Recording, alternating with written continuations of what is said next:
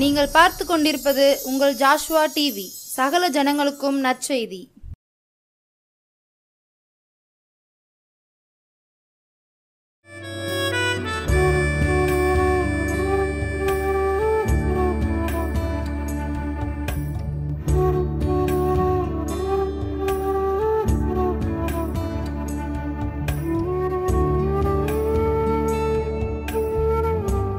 கல்வாரி நேசராம் இயேசு கிறிஸ்துவின் இனிய நாமத்தினாலே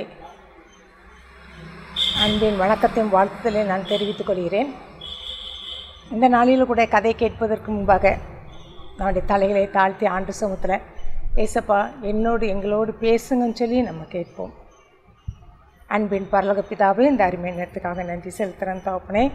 ஏசப்பா இந்த நேரத்தில் கூட ஆண்டவரே கதையின் மூலமாக ஆண்டவரே ஏசப்பா உடைய வேத வசனத்தின் மூலமாக ஆண்டவரே எங்களோடு பேசும்படியாக ஜெபிக்கிறோம் ஆண்டவரே. உடைய மெல்லிய சத்தத்துக்கு நாங்களும் கீழ்ப்படிவதற்கு உதவி செய்யும்படியாக ஜெபிக்கிறோம் ஆண்டவரே. ஏசப்பா நாங்கள் போகின்ற பாதைகள் எல்லாம் ஆண்டவரே ஒரு கற்கள் நிறைந்த பாதைகளாக இருக்கலாம் ராஜா, முள்ளுகள் நிறைந்த பாதைகளாக இருக்கலாம் ராஜா. அந்த பாதையில் நாங்கள் கடந்து செல்லும்போது உடைய வேத வசனத்தின் மூலமாக அதை கடந்து செல்வதற்கு உதவி செய்யுங்கப்பா. எங்களுக்கு முன்பாக வாழ்ந்த இரத்த சாட்சியம் மறித்த ஒவ்வொருவரும் ஆண்டவரே அப்படிப்பட்ட பாதையில் நடந்த ஆண்டவரே ஒரு மெழுகுவர்த்தியாக தீபம் விட்டார்களே ராஜா. அதே போல் நாங்களும் எங்களுடைய வாழ்க்கையில் ஆண்டவரே எங்களுக்கு முன்பாக வைக்கப்பட்ட கரண்டு முடான பாதைகள் உண்டு ராஜா.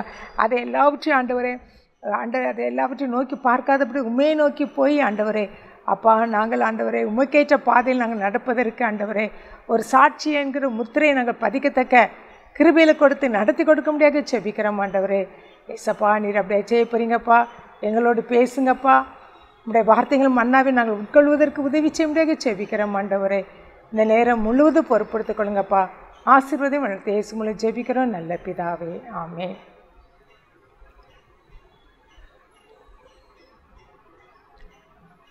உடைய வாழ்க்கை என்னும் மெழுகுவர்த்தி, அந்த மெழுகுவர்த்தியை தீபம் தியாகங்கிற தீபத்தை ஏற்றி நம் நாட்டு மக்களுக்காக தங்களே தியாகம் செய்த தங்கள் வாழ்க்கையை அர்ப்பணித்த நிறைய தியாக செம்மல்களை பற்றி நம்ம இந்த நேரத்தில் நினச்சி போகிறோம் பார்க்க போகிறோம். நம்மெல்லாம் கிறிஸ்தவர்கள் ஆவதற்காக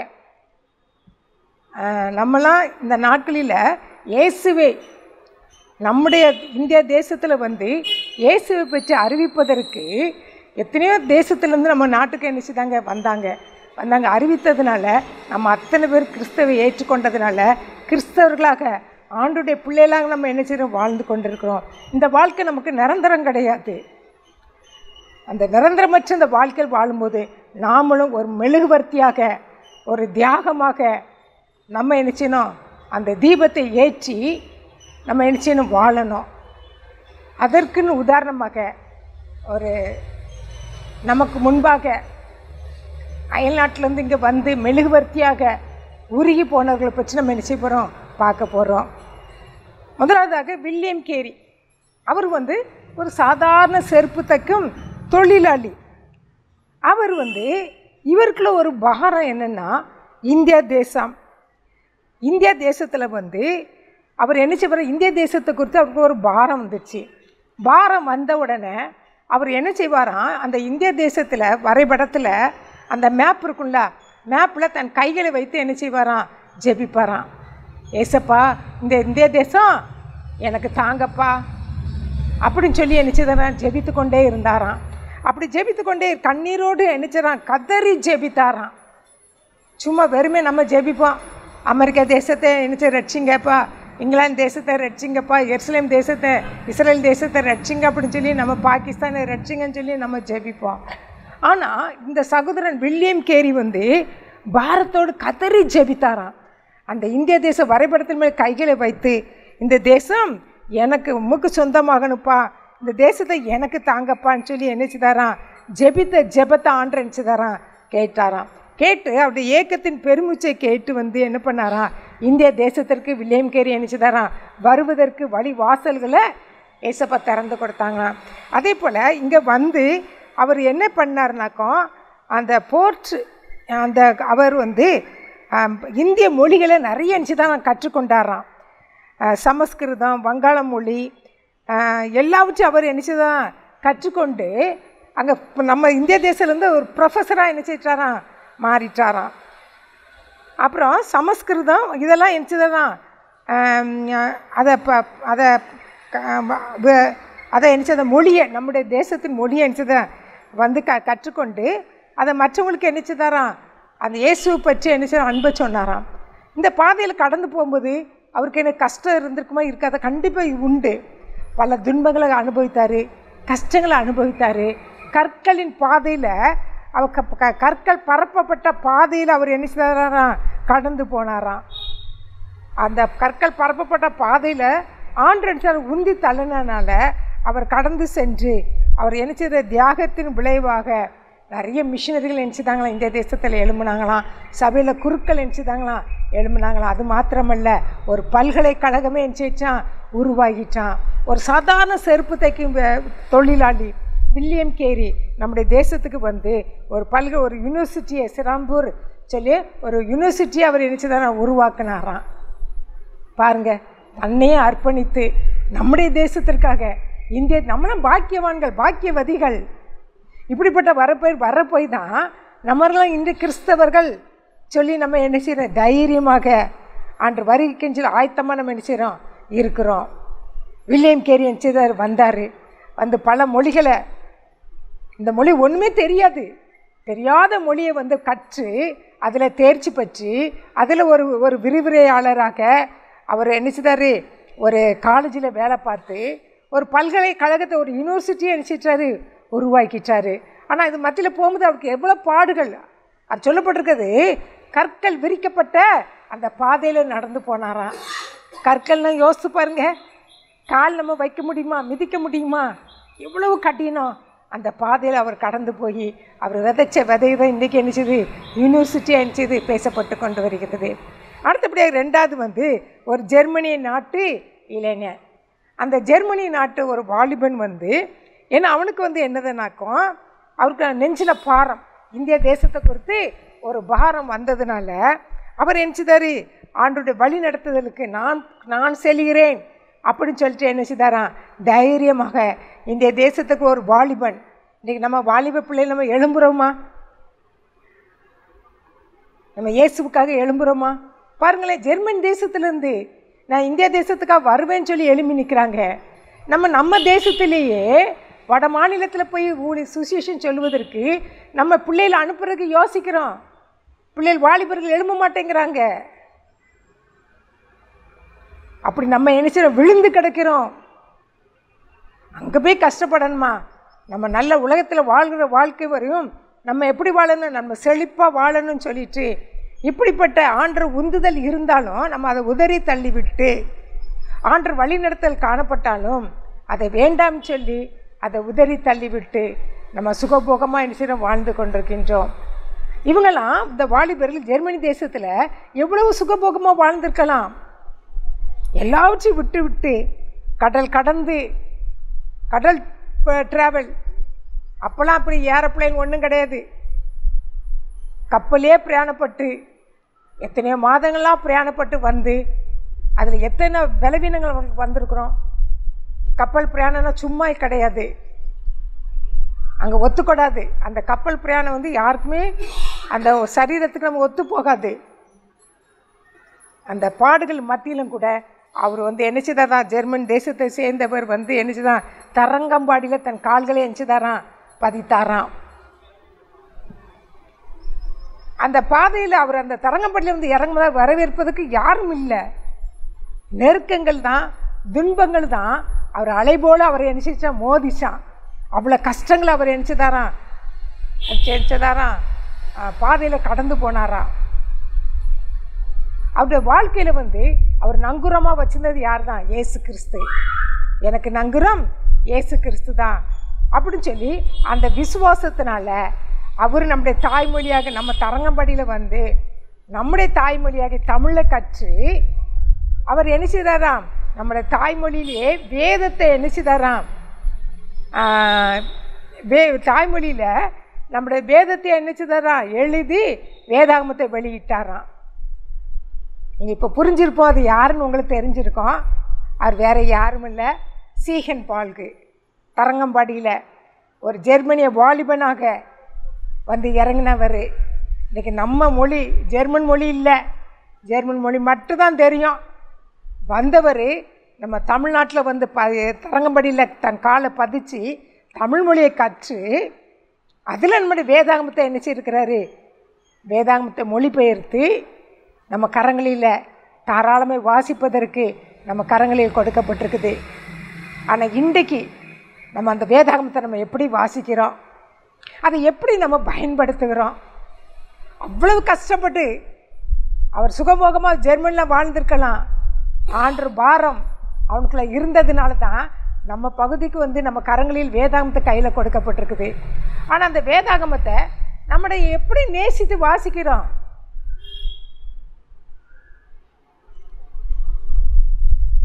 இப்போலாம் யார் பைபிளை அழைத்து கொண்டு போகிறாங்க? செல்ஃபோன் இருக்குதுல்ல, அது போதும் அப்படின்னு சொல்லிட்டு என்ன செய்கிறாங்க, நிறைய பேர் செல்ஃபோனை தூக்கிட்டு போகிறாங்க.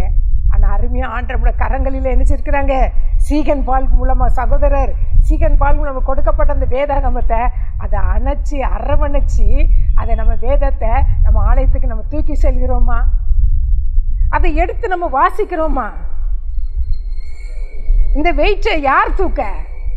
இது வேண்டாம். இப்போ தான் எங்களுக்கு கைகளில் நிறைய கிடச்சிச்சு. அப்போ எதற்காக ஆண்டவர் சீகன் பால்க்கு எதற்காக தமிழ்நாட்டுக்கு அவர் வரவழைச்சார், கால் பதிக்க வச்சார்? இந்த வேதத்தை வாசிக்க தானே, இதை நேசித்து வாசிக்க. இன்றைக்கு நாம் அதை என்ன செய்கிறோம், உதாசீனப்படுத்துகிறோம். வேதாகமத்தை நம்ம என்ன செய்கிறோம், உதாசீனப்படுத்துகிறோம்.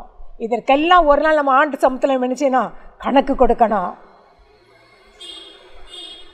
என் மகனை அனுப்பினனே ஜெர்மன் தேசத்திலிருந்து, என்ன நீ அறியணும் சொல்லிட்டு என் மகனை அனுப்பினேனே, நீ அதுக்கு என்ன விலைக்கிரயம் செலுத்துகிற, மரியாதை கொடுக்குற, மதிப்பு கொடுக்குற அப்படின்னு சொல்லி ஆண்டு நம்மளை பார்த்து என்ன செய்கிறாங்க, கேள்வி கேட்குறாங்க.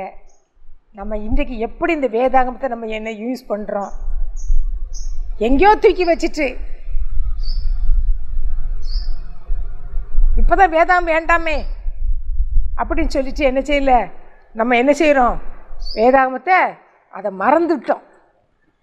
வேதாகமத்தையே மறந்துட்டோம். இன்றைக்கி நாம் எப்படி இருக்கிறோம்? வேதத்தை எடுத்து நேசித்து வாசிக்கிறோமா? இப்போ நிறைய இது வந்துட்டு வேதாகம் எழுதுறதுக்குலாம் என்ன செய்யிட்டு வந்திருக்குது. அது அங்கே தரங்கம்பாடியில் இருக்குது. அதை எழுதி நம்ம என்ன செய்யலாம், எழுதலாம். வாசிக்கிற மாத்திரமல்ல, ஆண்டு நம்ம கரங்களில் கொடுத்தது நம்ம என்ன செய்யலாம், எழுதலாம்.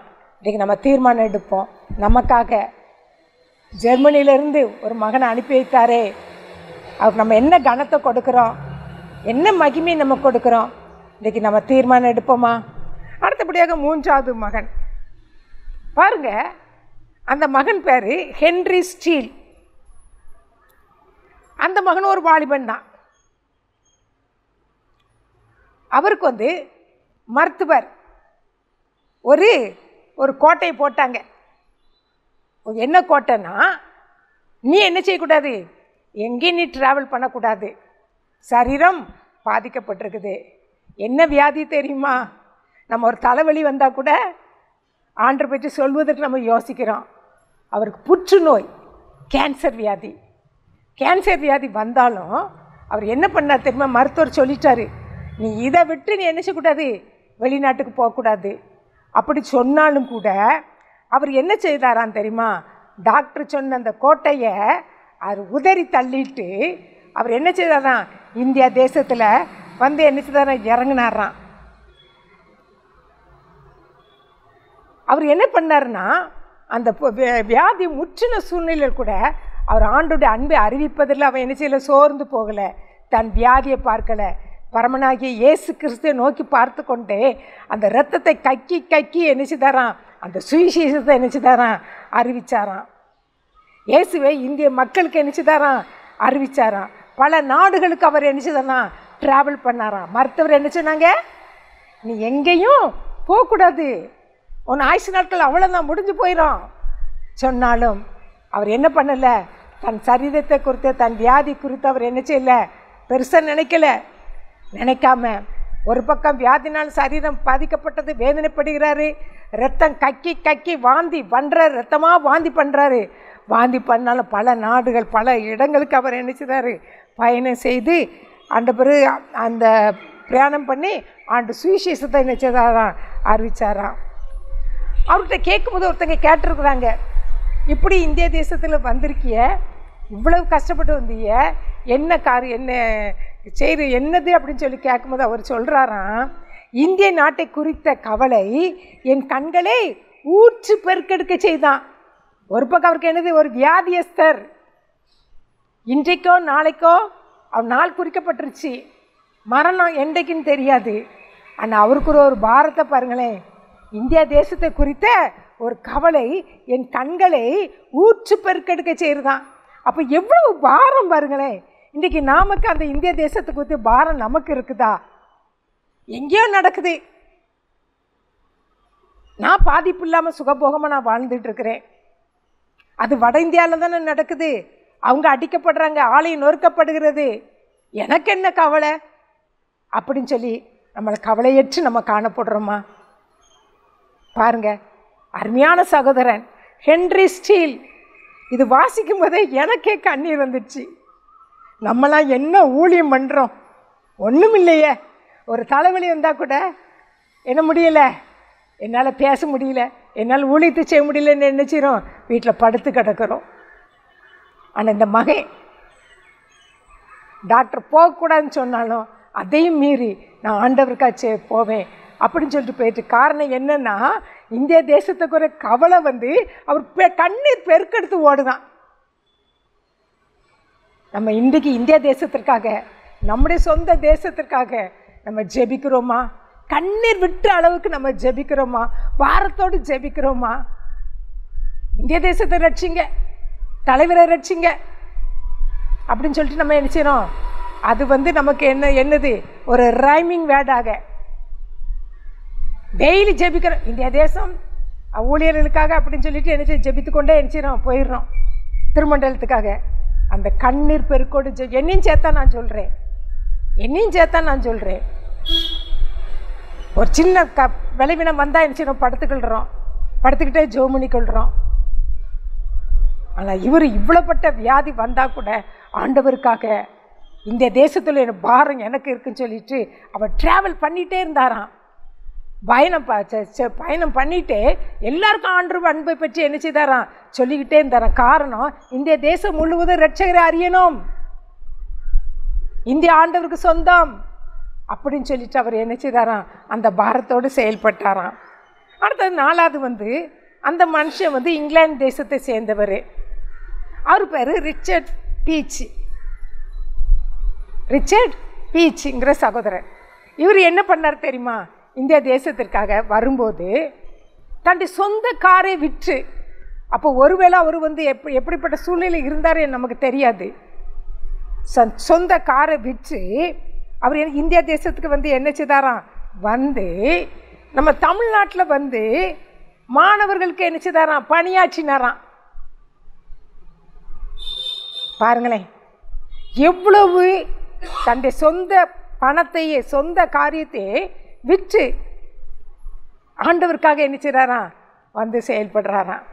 இன்றைக்கு நாம் கொஞ்சம் பணம் கொடுக்கறது கூட நம்ம காணிக்க கொடுக்கறது கூட யோசிப்போம். ஏன் கொடுக்கணும், எதற்காக கொடுக்கணும், என்னையும் சேர்த்தா நான் சொல்கிறேன், யோசிப்போம் இவ்வளோ கொடுக்கணுமா அப்படின்னு சொல்லிட்டு. இந்த சகோதரனை பாருங்களேன், எங்கேருந்து, இங்கிலாந்து தேசத்திலிருந்து தன்னுடைய சொந்த காரை விற்று இந்தியாவுக்கு வந்து மாணவர்கள் மத்தியில் என்ன செய்தாராம், ஊழியம் செய்தாராம். இன்றைக்கு நாம் இந்திய தேசத்திற்காக நம்ம ஜெபிக்கிறோமா? இந்திய தேசத்திற்காக பாரம் எடுத்து நம்ம ஜெபிக்கிறோமா? இந்திய தேசத்து மக்களுக்காக நம்ம ஓடி ஓடி சுவிசேஷம் அறிவிக்கிறோமா? அது மாத்திரமல்ல, ஆண்டவர் வந்து நம்ம இந்திய தேசத்தை ரொம்ப நேசிக்கிறாரு, ரொம்ப நேசிக்கிறாரு. மற்ற தேசத்தை காட்டிலும் நம்முடைய இந்திய தேசத்தை அதிகமாக நேசிக்கிறாரு. ஏன்னா தன்னுடைய சொந்த சீஷர்களை ஒருத்தர் நம்ம நினைச்சிட்டாரு, தோமாவை நம்முடைய இந்திய தேசத்தில் நம்ம தமிழ்நாட்டுக்கு சென்னை பகுதிக்கு வந்து என்ன செய்தார் ஊழியம் செய்தார். காயம் வந்தது, நம்முடைய இந்திய தேசத்துக்கு, நம்ம தமிழ்நாட்டுக்கு வந்து அவர் ஊழியம் செய்தார். இங்கே இரத்த சாட்சி அவர் என்ன செய்தார்? மரித்தார். தேவன் எவ்வளோ தூரம் நம்ம இந்திய தேசத்தை நேசிக்கிறாரு. நேசித்ததுனால தன்னோடு ஊழியம் செய்த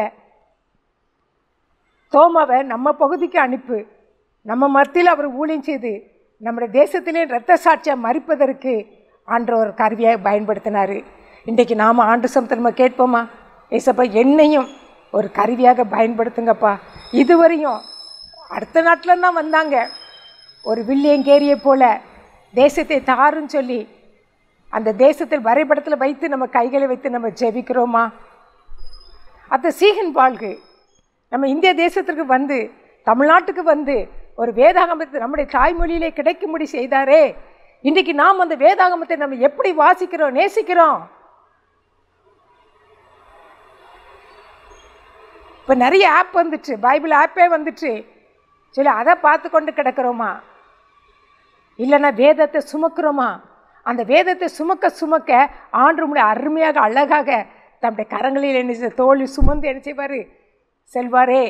இன்றைக்கி நம்ம அதெல்லாம் மறந்து போயிட்டோமே. இந்த வேதத்தை சுமக்கிறதுக்கு அவ்வளோ கஷ்டப்படுறோமே. அவர் அது வேதத்தை எழுதுவதற்கு கஷ்டப்பட்டிருந்தா இன்றைக்கு வேதாகம் நம்முடைய கரங்களில் என்ன செய்தது? கிடைத்திருக்காதே. இன்றைக்கு அருமையாக ஆண்டு நம்முடைய கரங்களில் நினைச்சிருக்கிறாரு, கிடைக்க பெற்றுட்டோமே. இந்த தீர்மானம் எடுப்போம். நம்ம ஒரு வில்லியம் கேரியை போல நான் ஜெபிப்பேன். வேதத்தை கையில் தேசத்தை படங்களிலே எந்தெந்த தேசத்திற்காக ஜெபிக்கணுமோ அது கரங்களில் வைத்து நான் ஜெபிப்பேன் சொல்லி தீர்மானம் எடுப்போம். அதே போல் ஒரு சீகன் வாழ்க்கை போல ஒரு நேசித்து நம்முடைய வேதாந்தத்தை நம்முடைய கரங்களில் நம்முடைய தாய்மொழியில் கொடுத்தாரே, இந்த நாட்டில் நான் அந்த வேதத்தை நேசித்து வாசிப்பேன் சொல்லி தீர்மானம் எடுப்போமா? இந்த செல்ஃபோனை தூக்க மாட்டேன், இந்த வேதாகமத்தை தூக்குவேன் என்று சொல்லி தீர்மானம் எடுப்போமா? அந்த ஹென்ரி ஸ்டீலு ஒரு சரீரம் பாதிக்கப்பட்ட கேன்சர் வியாதினால் பாதிக்கப்பட்ட ஒரு மனிதன், இந்திய தேசத்தின் கவலை, அது நாட்டை குறித்து கவலை அவர் கண்களுக்கு நீரிற்றா போகுதான். இன்றைக்கி நம்ம யாரை குறித்து நம்ம கண்ணீர் வடித்து கொண்டு இருக்கிறோம்? நம்ம குடும்பத்தை குறித்து, நம்ம பிள்ளைகளை குறித்து தான் நம்ம கண்ணீர் வடித்து கொண்டு இருக்கின்றோம். நம்முடைய தேசத்தை குறித்து நம்ம கண்ணீர் பெருக்கெடுத்து ஓடி நம்ம ஜெபிக்கிறோமா? பாரத்தோடு ஜெபிக்கிறோமா?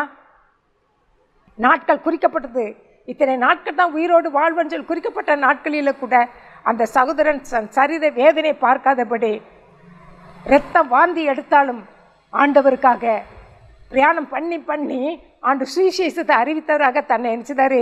அப்படியே மரித்து போனார். கண்கள் ஊற்றெடுத்து பெருக்குது, கவலை அவரை நெருக்கி ஏவுகிறது. இன்றைக்கு அப்படிப்பட்ட காரியம் நம்மிடத்துல காணப்படுதா? அது இங்கிலாந்து சேர்ந்த ரிச்சர்ட் பீச் தன்னுடைய காரு சொந்தமாக இருந்து தன் காரை விற்று இந்திய தேசத்துக்கு வந்து தமிழ் மொழியை கற்று ஒரு கல்லூரியில் அவர் என்ன செய்கிறாரு? அவர் பணியை நிச்சயராரு செய்கிறார், ஆண்டவருடைய பணியை நிச்சயராரு செய்கிறாரு. இன்றைக்கு நாம் என்ன பணி செய்து கொண்டிருக்கிறோம்? இதற்காக நம்ம ஆண்டவர் பணிக்காக நம்ம என்ன கொடுக்கிறோம்? என்னத்தை கொடுத்து கொண்டிருக்கின்றோம்? அள்ளி அள்ளி கொடுக்கிறோமா? இல்லைன்னா எண்ணி எண்ணி பார்த்து கொடுக்கிறோமா? எசப்பா எண்ணி மாற்றுக்குன்னு சொல்லி கேடுங்க. எசப்பா நான் எண்ணி கொடுக்கக்கூடாதுப்பா, நான் அள்ளி அள்ளி ஆண்டவருக்கான பணிக்கணும்னு சொல்லி கொடுப்பேன்னு சொல்லி எண்ணியும் சேர்த்த நான் சொல்கிறேன். முன்னாடி அப்படி அள்ளி அள்ளி கொடுத்தவா, இப்போ எண்ணி கொடுக்குற அளவுக்கு என்னச்சு காலம் மாறி போச்சு. ஆனால் நான் எனக்கு ஜெபித்து கொண்டே இருக்கேன். ஏசப்பா எனக்கு அள்ளி கொடுக்குற கிருபை தாங்கப்பா, இன்னும் அள்ளி அள்ளி நான் கொடுக்கணுப்பா, உற்சாகமாக கொடுக்கணுப்பா, எண்ணி பார்த்து நான் கொடுக்கக்கூடாது. இந்த சகோதரனை போல அள்ளி கொடுக்கறதுக்கு எனக்கு உதவி செய்யுங்க சொல்லி நம்ம கேட்போமா? தோமாவே, இயேசு கிறிஸ்து நம்முடைய இந்திய தேசத்தை நேசித்தாரே, தன்னுடைய சொந்த சீடரே நம்ம அனுப்பி வச்சாரே. நம்ம எவ்வளோ பாக்கியவாதிகள், பாக்கியவான்கள். இன்றைக்கு நம்ம இந்திய தேசத்தை நேசிக்கிறோமா? இந்திய தேசத்தை நேசித்து நம்ம பக்கத்தில் வருகின்றவர்களுக்கு இயேசுவின் அன்பை பற்றி நம்ம சொல்லுகின்றோமா? கிறிஸ்தவர்கள் நம்ம இருக்கின்ற நம்முடைய உள்ளத்தில் இவர்கள் இப்போ இவ்வளோ பேர் நம்ம பார்த்தோம், இவர்களை குறித்து நம்ம இன்னொரு நாட்டிலேருந்து வந்து நமக்காக, நம்முடைய தேசத்துக்காக வந்து நம்மளுக்கு ஒரு வேதாந்தத்தை கையில் கொடுத்து கிறிஸ்தவர்கள்னு சொல்லி ஒரு பட்டத்தையும் கொடுத்து நம்மளை வாழ வைத்திருக்கிறாங்களே, அந்த இயேசு கிறிஸ்துவுக்காக நம்ம என்ன செய்திருக்கிறோம்? இனிமேல் தீர்மானம் எடுப்போம். நமக்காக நம்முடைய மண்ணில் வந்து தன்னுடைய இரத்தத்தை கல்வாரி சிலுவையில் சிந்தின இரத்தம் இயேசு கிறிஸ்து. ஆனால் நமக்காக இயேசுவின் அன்பை பற்றி சொல்லி வந்து அநேக முன்னோடிகள் இரத்த சாட்சியாக நமக்கு முன்பாக இரத்த சாட்சியாக மறித்திருக்கார்கள். அவர்களுக்காக நம்ம என்ன செய்திருக்கிறோம்? நாமளும் நம்மளால் ஏன்ற அளவு ஆண்டை பற்றி நம்ம சொல்லுவோம், வேதத்தை எடுத்து வாசிப்போம், இன்னும் கொடுக்கின்ற காரியத்தில் கண்ணீரோடு ஜெபிப்போம், கொடுக்கின்ற காரியத்தில் உற்சாகமே கொடுப்பதற்கு ஏசப்பா எனக்கு உதவி செய்யுங்கன்னு சொல்லி நம்ம கேட்போம். அப்படியே கண்களை மூடி ஆண்டு சமத்தில் நம்ம ஜெபிப்போமா? அன்பின் பரலோக பிதாவே, இந்த அருமையான நேரத்துக்காக நன்றி செலுத்துகிறோம் ஐயா. இந்த நாளில் எங்களோடு பேசின வார்த்தைக்காக நன்றி செலுத்துகிறோம் ஆண்டவரே. தீர்மானம் எடுத்தவர்கள் தீர்மானத்தில் நடப்பதற்கு உதவி செய்யுங்கப்பா.